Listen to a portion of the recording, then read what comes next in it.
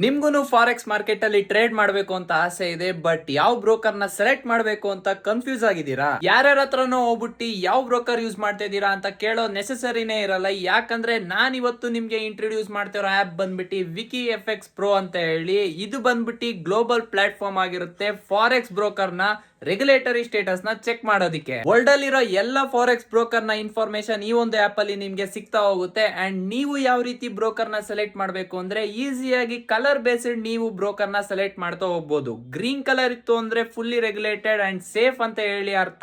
Yellow colour ಇತ್ತು ಅಂದ್ರೆ ಸ್ವಲ್ಪ ಹುಷಾರಾಗಿರ್ಬೇಕು, ಈ ಬ್ರೋಕರ್ ಗೆ ಲೈಸೆನ್ಸ್ ಇರ್ಬೋದು ಬಟ್ ಯಾವುದೇ ರೀತಿ ರೆಗ್ಯುಲೇಟರ್ ಇಲ್ಲದೆ ಇರೋ ಚಾನ್ಸಸ್ ಇರುತ್ತೆ. ಅಂಡ್ ರೆಡ್ ಇತ್ತು ಅಂದ್ರೆ ಇಲ್ಲಿಗಲ್ ಇಲ್ಲ ಸ್ಕ್ಯಾಮ್ ಬ್ರೋಕರ್ ಆಗಿರೋ ಚಾನ್ಸಸ್ ತುಂಬಾ ಇರುತ್ತೆ. ಸೊ ಈ ರೀತಿ ನೀವು ಬ್ರೋಕರ್ ನ ಜಡ್ಜ್ ಮಾಡ್ತಾ ಹೋಗ್ಬೋದು. ಸೊ ಈ ಒಂದು ಆಪ್ ನ ನೀವು ಡೌನ್ಲೋಡ್ ಮಾಡಬೇಕು ಅಂದ್ರೆ ಏನಿಲ್ಲ, ಸಿಂಪಲ್ ಆಗಿ ಪ್ಲೇ ಸ್ಟೋರ್ ಅಲ್ಲಿ ವಿಕಿ ಎಫ್ ಎಕ್ಸ್ ಅಂತ ಹಾಕಿದ್ರು ಸಿಗುತ್ತೆ, ಇಲ್ಲ ನನ್ನ ಬಯೋಲಿರೋ ಲಿಂಕ್ ಇಂದ ಕೂಡ ಡೈರೆಕ್ಟ್ ಆಗಿ ಡೌನ್ಲೋಡ್ ಮಾಡಬಹುದು.